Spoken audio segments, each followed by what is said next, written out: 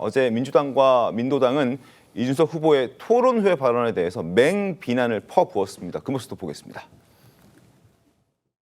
이준석 후보는 끔찍한 언어폭력으로 국민을 모독하였습니다. 이번 선거는 악성 내란 바이러스를 뿌리 뽑고 우리의 소중한 일상을 회복하는 선거입니다. 이준석 후보는 국민에게 오물을 투척하였습니다. 국민의 선택을 더럽히지 말고 후보직에서 사퇴하십시오. 국민 모두가 시청하는 TV 토론에서 벌어진 이러한 극단의 언어 폭력은 국민에 대한 모욕입니다.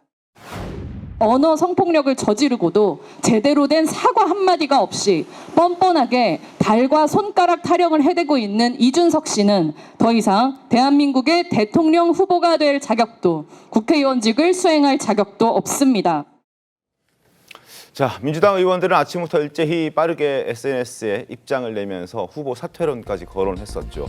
이준석의 정치는 끝났다. 제명하고 모든 방송에서 퇴출시켜야 한다. 이런 얘기도 나왔었고요. 자, 그리고 이소영 국회의원 역시 타인의 말을 인용한다는 그런 외피아래 폭력적 표현을 여과 없이 공중파에 송출시켰다. 국민께 사과해야 하고 이건 명백한 폭력이다라고 얘기를 했습니다. 그리고 이러한 논란들은 고소 고발로도 번져나갔습니다. 법조계와 시민단체, 민주당은 물론이고 여러 루트로 고발까지 빠르게 번졌습니다. 허위사실 공표 혐의, 후보자 비방 혐의로 더불어민주당이 어제 즉각 고발했고요.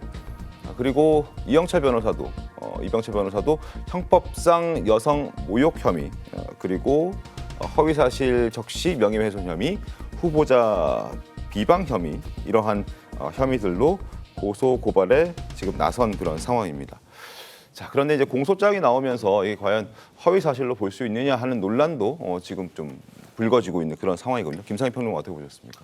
글쎄요, 허위 사실과 관련한 부분은 조현선 변호사가 더 답변을 잘하실 것 같고, 저는 저 기자회견의 좀 문제점을 좀 몇 개 말씀을 드리고 싶어요. 네. 첫 번째는 그 후보를 검증하기 위해서라고 얘기를 하지만 목적이 수단을 정당화해 줄 수는 없습니다. 네.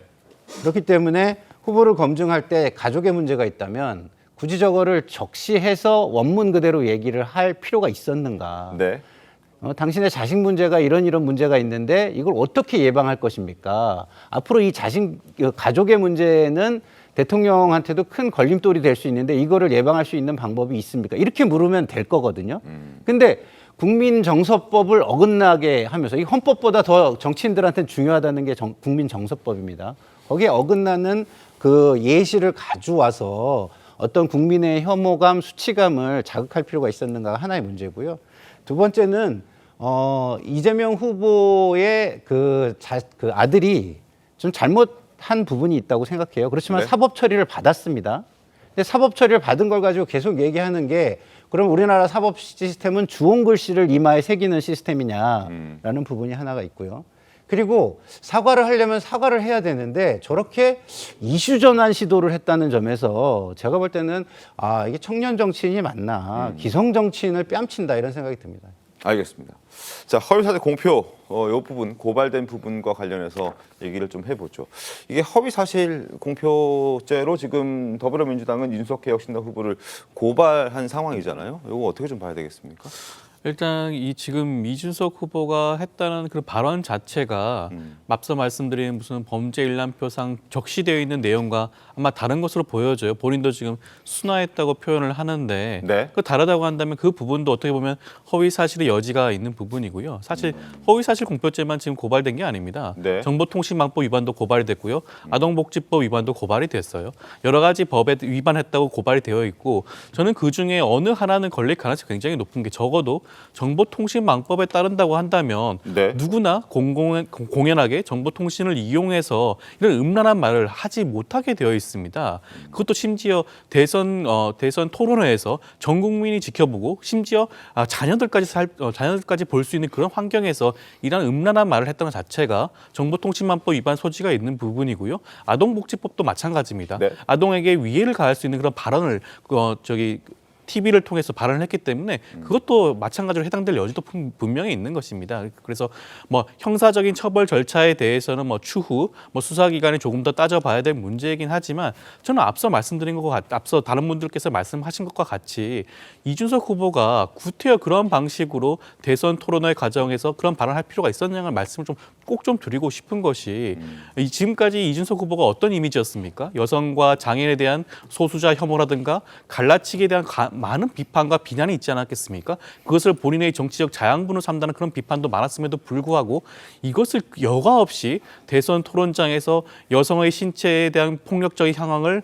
그런 모든 국민들이 혐오스러워하는 그런 단어를 이용해서 했다는 자체가 얼마나 본인이 정치인 이준석이 가지고 있는 인권 의식이라든가 인권 수준이 얼마나 참담한 수준인지를 여실히 보여준 게 아닌가 측면에서는 저는 대선 주자로서는 국민들이 도저히 용납할 수 없는 수준에 이른 게 아닌가라는 생각까지 듭니다. 네.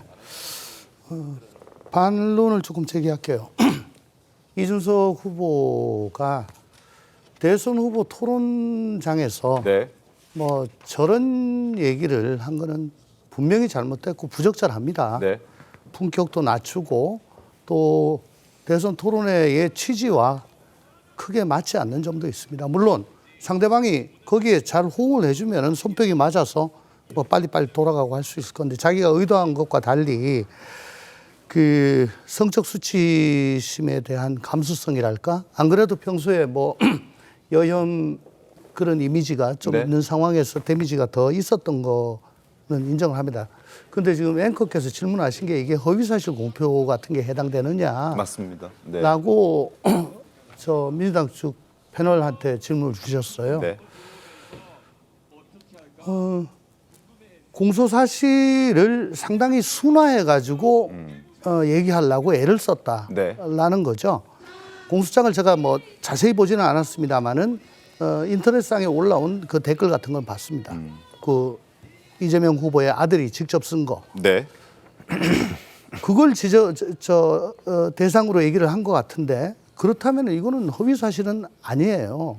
있는 거 그대로 했을 뿐이고 그리고 꼭 한 가지 좀 지목을 하고 싶은 거는 이미 민주당은 네. 허위 사실 공표죄에 대해서 행위를 제한해서 자당의 유력 후보, 유력 대선 후보에 대한 형사처벌을 네. 면하고 면소로 하고자 하는 헌정사상 최초로 듣도 보도 못한 그런 무지막지한 일을 지금 감행하고 있는데요. 허위사실 공표죄에 대해서는 뭐 어쩌고 저쩌고 뭐 구체적이지 않다. 오만 얘기를 다 들다가 근데 이제 그걸 상대 네. 상대 후보가 뭐 걸리면은 그대로 고소를 해요. 고발을 하고. 아니 그러면 근데 이거는 뭐 낙선 목적이고 저거는 뭐 그러니까, 당선 예. 목적이다. 예. 취지는 같죠. 좀 너무한다. 너무한다. 양심이 좀 있었으면 좋겠다.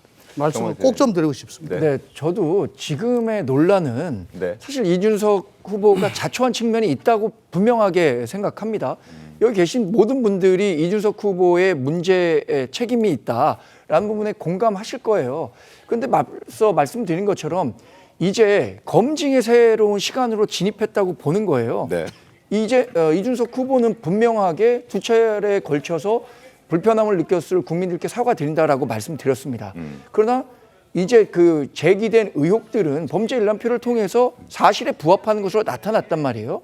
근데 여기에 대해서 지금 이준석 후보가 문제 제기하려고 했었던 것, 이른바 진보 진영에서 이 여성 인권과 관련해서 이중잣대를 갖고 있는 것 아니냐. 본인의 지지하는 후보의 아들이 그 적시한 내용에 대해서는 이런 반구 얘기하지 못하고 네. 그 문제 제기를 한 이준석 후보에게 정치적 책임만 물으려고 한다면 이것 또한 문제가 있는 사안이라고 보는 거죠. 이준석 후보는 앞으로 그 본인에게 주어진 정치적, 사법적 뭐 책임을 물을 단계가 있을 겁니다. 네. 그런데 이준석 후보가 제기한 이동호 씨, 이 이재명 후보의 큰아들이잖아요. 그럼 어떤 그 입장을 이재명 후보는 갖고 있는지 이 부분에 대해서 국민들이 묻고 있다고 생각합니다.